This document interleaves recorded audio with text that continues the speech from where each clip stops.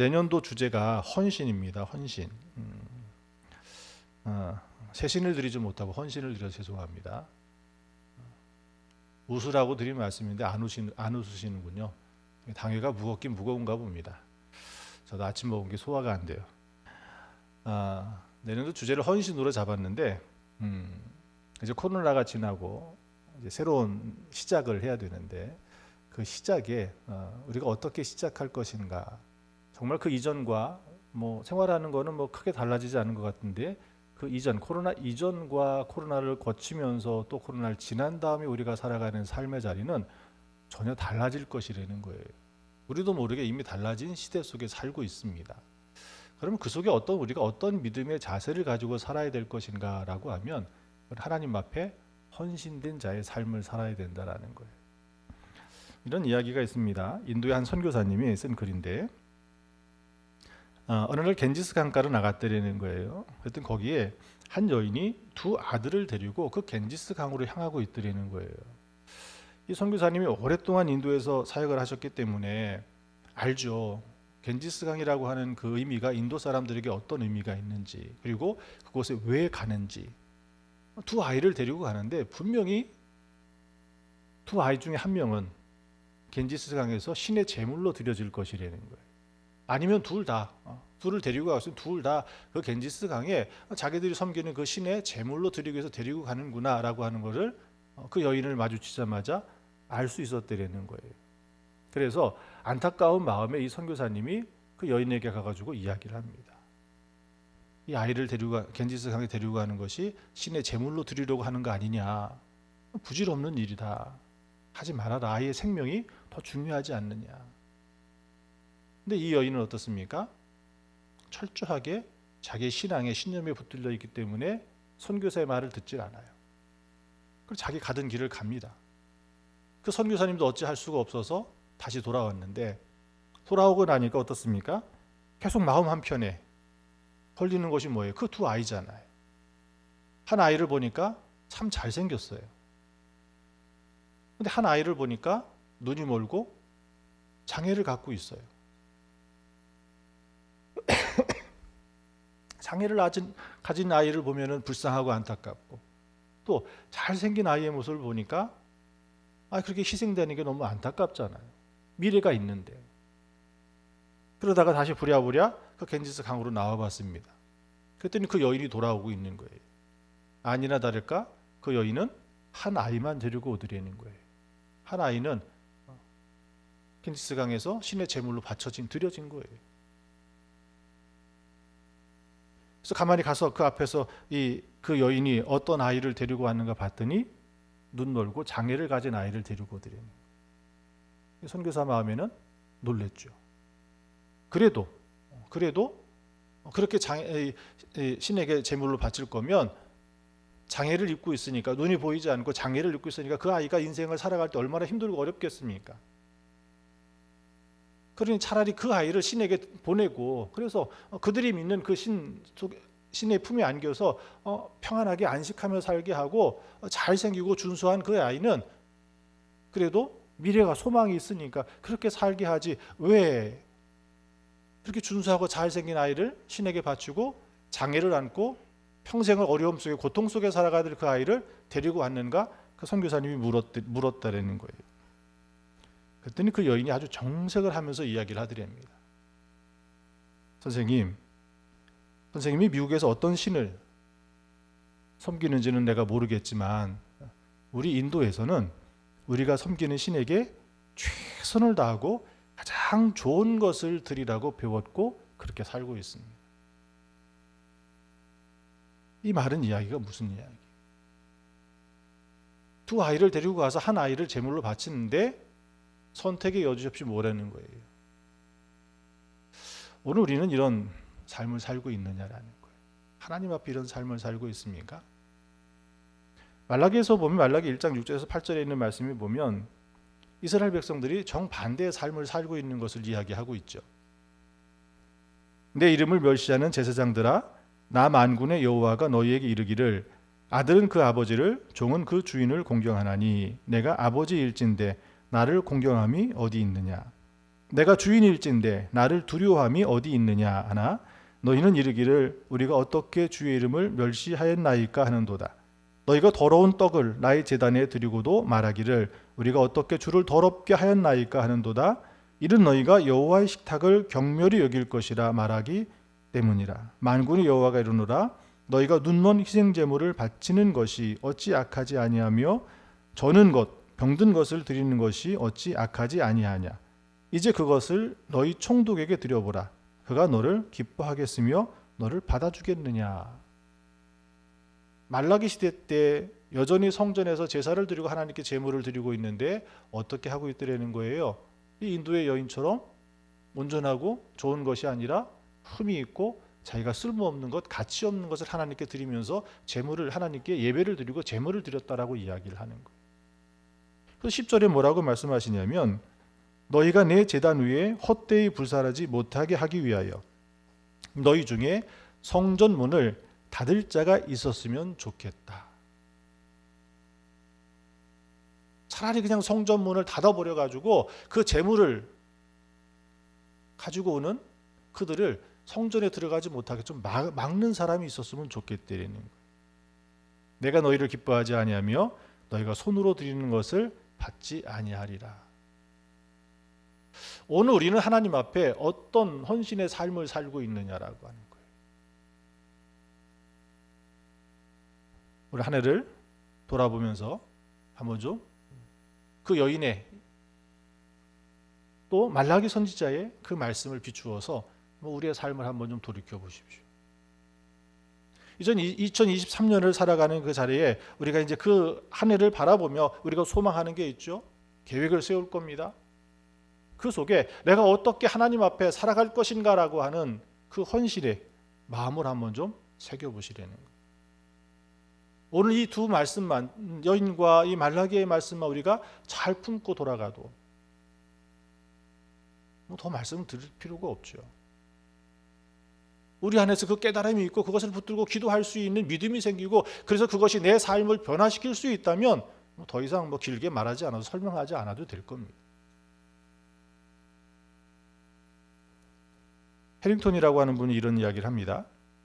마귀가 가장 요긴하게 사용하는 사람들은 활동적인 죄인이 아니라 비활동적인, 다시 말해 헌신하지 않는 그리스도인들이다.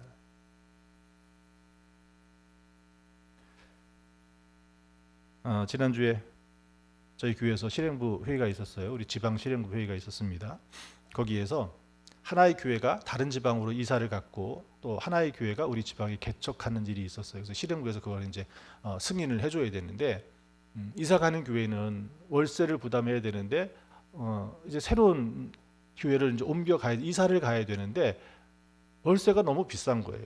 그래서 알아보다가 어떻게 이사할 수가 없어서 또 기간은 다 돼가고 그런 중에 그 교회 장로님 한 분이 유치원을 하고 있었는데 요즘 아이들이 많이 줄어가다 보니까 유치원을 폐원하고 다른 일을 하려고 준비하고 계셨던 장로님이 계셨어요.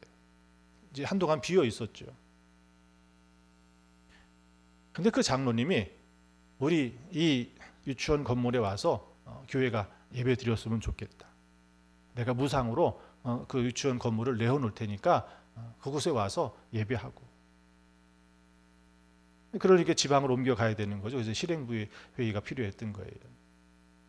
또 한 교회는 이제 교회가 70년 창립 기념이 되어가지고 분리 개척하는 일을 한 거예요. 그래서 이제 서창동 이주구에다가 상가를 하나 얻고 그래서 교회에서 거기서 교회를 개척할 수 있는 준비를 해주고 그 다음에 이쪽 지역에 살고 있는 성도님들이 여기에 와서 정착해서 그렇게 해서 교회를 세워가기를 그렇게 해서 70주년 교회를 세우는데 그 목사님을 제가 만나봐도 고민이 많으시더라고요. 어떻게 이 교인들을 보내야 될까? 요즘은 순교자가 없는 시대잖아요. 헌신하지 않는 시대잖아요. 실행부위원회에서 그 과정과 되는 것을 이야기 듣고 반 허락했어요. 반.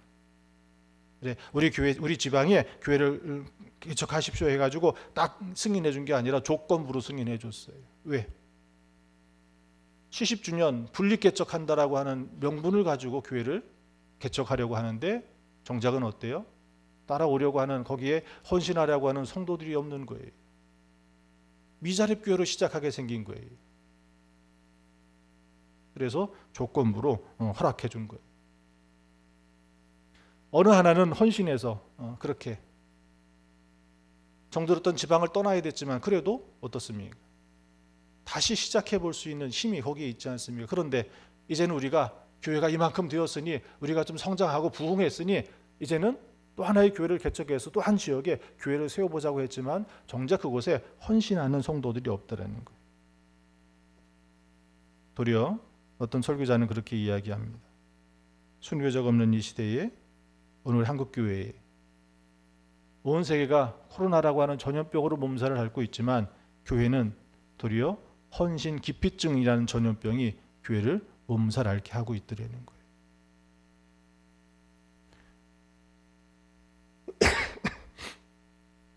쉽게 예수 믿으려고 합니다. 편안하게 예수 믿으려고 합니다. 점점 교회 안에 헌신자들이 없기 어떻습니까? 수고하며 일하는 사람들은 지치고 탈진해가요. 새로운 이들이 일어나질 않으니까 어떻게 했습니까? 교회 제도를 바꿔요. 부흥해서 교회 제도를 바뀌어가는 것이 아니라 이제는 더 이상 성장하지 못하고 헌신하는 사람들이 없고 적체되어져 가니까 그래도 그것을 좀 해소하려고 제도를 바꾸고 있더라는 거예요. 얼마나 안타까운 일입니까? 헌신에 대해서 다시 한번 좀 되짚어 봐야 됩니다. 누가 헌신할 수 있습니까? 헌신할 수 있는 사람은 하나님을 만난 사람이에요. 하나님을 만나지 않고는 헌신할 수 없습니다. 스펄전의 이야기를 들어보면 그렇죠. 스펄전 유명한 설교가로 이름이 난 한 시대의 영성가이고 부흥가 아니지 않습니까? 근데 이분이 청년 때에는 절망과 회의 속에 빠져 있었더라는 거예요. 어느 주일 아침에 시골길을 가다가 교회에서 예배 드리는 그 소리가 들려서 그 예배실에 들어가 보니까 몇 명 모이지 않은 그 속에 예배를 드리고 있더라는 거예요. 근데 그 교회 목사님께서 무슨 말씀하시냐면 예수님을 바라보라는 거예요. 예수님을 바라보십시오. 뒤늦게 뒤에 앉아가 있는 그 스폰전 목사님을 향해서 그 목사님은 소리칩니다. 저기 뒤에 앉아있는 청년 지금 방황하고 있습니까? 길을 잃어버렸습니까? 예수님을 바라보십시오. 알지도 못하는 자기에게 그 소리가, 그 목사님의 소리가 마치 하나님의 음성처럼 들려드리는 거예요. 그리고 나서 바로 그 예배의 자리가 누구예요? 그 스펄전 목사님이 예수를 만나는 그런 믿음의 자리가 된 거예요. 그래서 그의 인생이 바뀌고 그는 설교자로, 부흥가로, 전도자로 새로운 인생을 살게 되었다는 거예요. 누구를 만나서? 그 말씀 속에 예수를 만났기 때문에 그렇다는 거예요. 사명이라고 하는 그 말을 한자로 보면 심부름 사자에 목숨 명자라고 그러죠. 영어로는 콜링, 부르심이라고 그래요. 하나님이 우리에게 주신 그 사명은 하나님을 만나지 아니하고는 받을 수 없는 것이고 하나님을 만난 이에게만 그 사명이 주어져서 우리는 그 사명으로 오늘 우리의 삶을 헌신하며 살아갈 수 있는 바로 그 자리라고 하는 것입니다. 그런데 이 헌신은 양이 아니에요. 얼마나 많이 했느냐가 중요한 것이 아닙니다. 우리가 오늘 행하는 그 헌신은 무엇이냐면 우리 마음의 자세가 더 중요하다는 거예요. 그것을 알 수 있는 것이 성전에서 헌금을 드렸던, 많은 헌금을 드렸던 부자와 동전 그냥 몇 입을 드렸던 가난한 한 여인의 그 헌금을 드렸던 그것을 주님께서 말씀하신 그 속에서 드러나지 않습니까? 많은 헌금을 드렸던 그 부자, 사람들이 볼 때는 어떻습니까? 그 연복에 떨어지는, 그 동전이 떨어지는 그 소리가 아주 우렁차게 우레와 같이 아주 길게 많이 들렸겠죠. 사람들은 그것을 보고 누구를 칭찬하고 누구를 우러러보고 누구를 더 존경했겠습니까? 아마 그 많은 헌금을 드린 부자였을 거예요. 그런데 주님께서는 어떻습니까? 그 사람을 칭찬하지 아니하고 도리어 동전 하나 떨어지는, 어떻게 보면 사람들이 들을 때는 부끄러운 소리예요. 동전 한 점 떨어지는 그 소리가. 아니 그것을 들고 그 연복의 앞에 나아가는 것조차도 부끄러웠을 겁니다. 사람들은 그를 외면하고 그를 보지 않았을지 몰라요. 그러나 주님께서는 그 여인을 어떻게 하십니까? 칭찬하고 계시더라는 거예요. 헌신은 양이 아니라는 거예요. 헌신은 무엇이에요? 그의 마음의 태도예요. 자세가 중요하다는 거예요. 부자가 행한 그 헌금은 어떤 것입니까? 자기 있는 것 중에 그냥 기부하는 거예요. 적선하는 거예요. 그러니 아무 감동도 일어날 수 없는 일이죠. 그러나 그 여인은 어떻습니까? 주님께서 말씀하신 것처럼 자기의 전부를 넣었다는 거예요.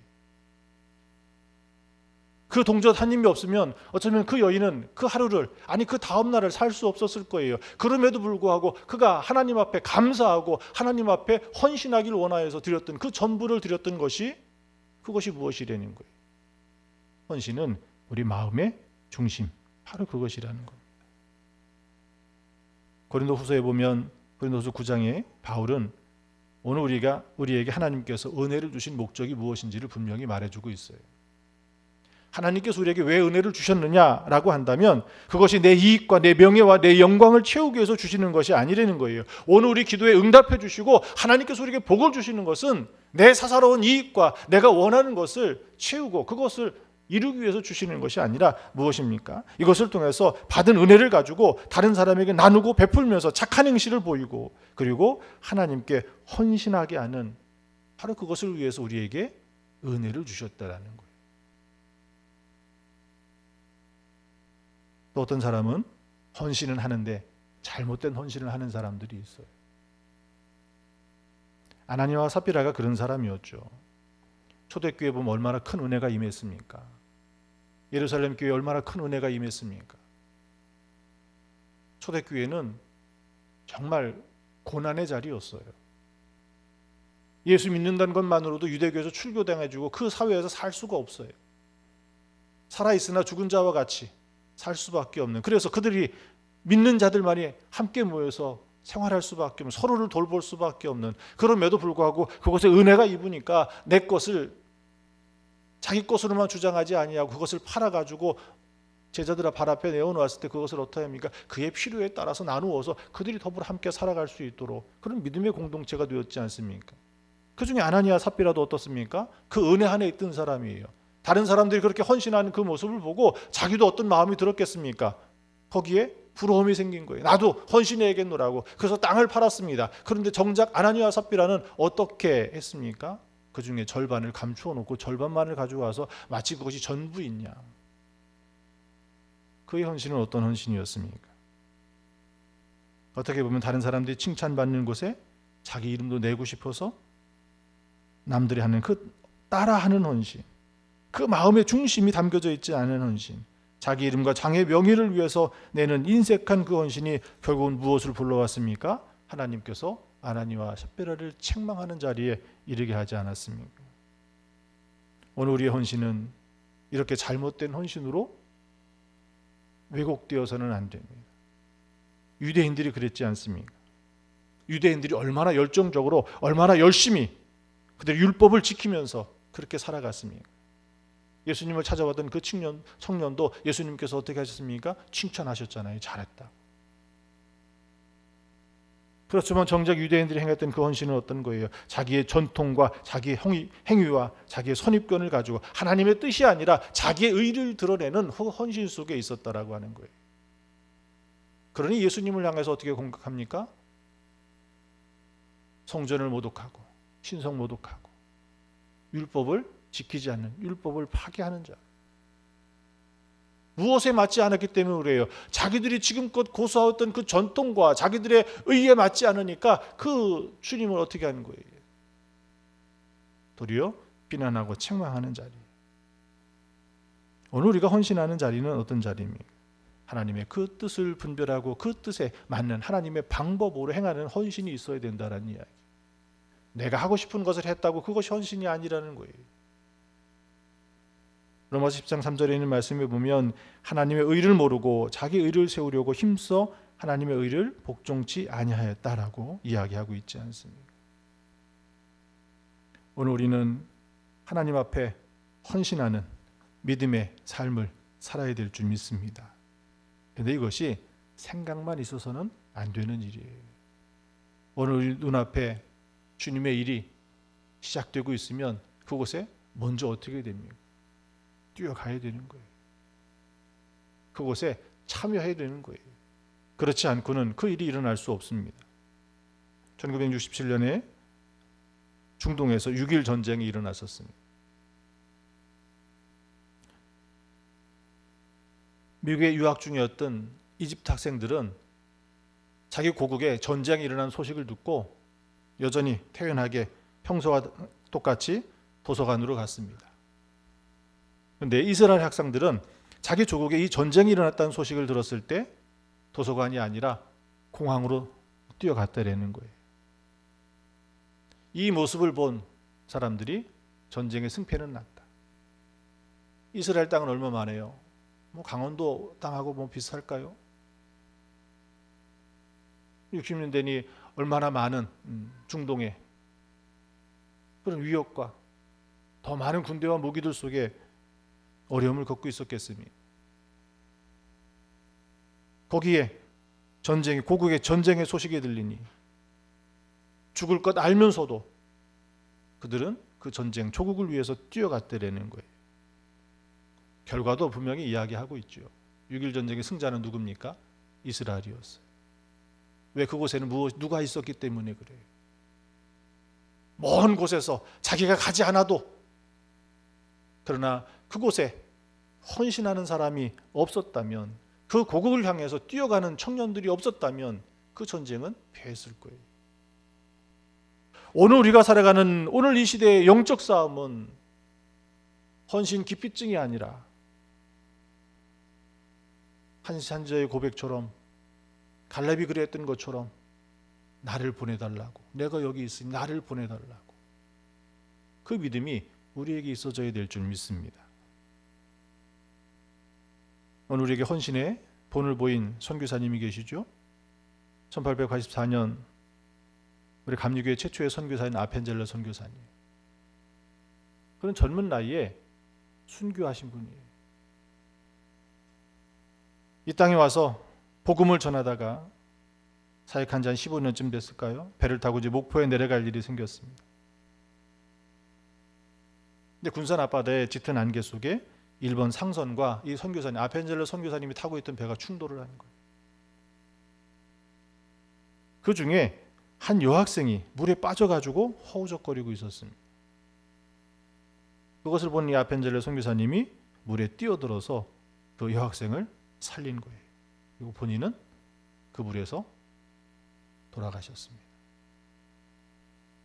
복음을 전하기 위해서 이 땅에 와서 그 젊음을 희생하고 헌신한 것도, 그러나 한 여인, 한 작은 아이를 구하기 위해서 그 물에 뛰어들었던 바로 그것이 한 영혼도 귀하게 여기고 그 사역을 감당했던 한 선교사님이 오늘 우리 한국에 감리교회를 세우신 분이세요. 그의 무덤은 양화진에 있습니다. 그의 고향으로, 그의 집으로 돌아간 것이 아니라 그가 목숨을 바쳐 헌신했던 이 선교지에 자기의 무덤을 남겨놓은 거예요. 그리고 그 묘비에 이렇게 써 있습니다.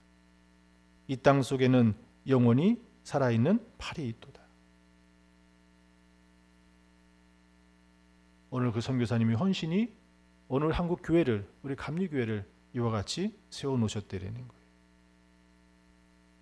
오늘 우리는 어떠한 헌신으로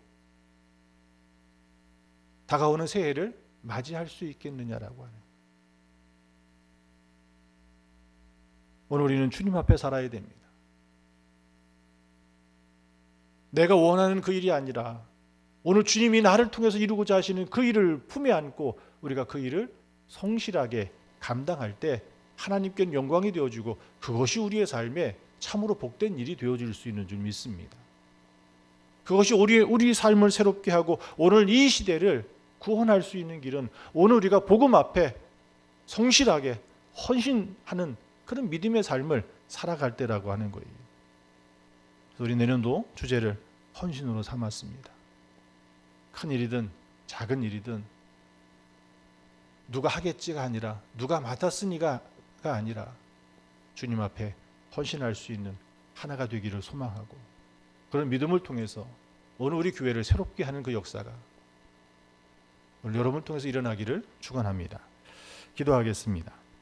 하나님 감사합니다. 오늘 우리의 삶에 예수 그리스도 주님으로 인해 기뻐하며 감사하며 하늘의 은혜로 살게 하여 주시옵소서. 그 삶이 이 땅에 헌신으로 드러나게 하시고 그 헌신을 통하여 하나님께 영광 돌리며 이 땅에 수많은 영혼을 구원하고 우리 이웃들을 향한 주님의 그 사랑이 풍성케 하여 주실 줄 믿습니다. 감사드리며 예수님의 이름으로 기도합니다. 아멘.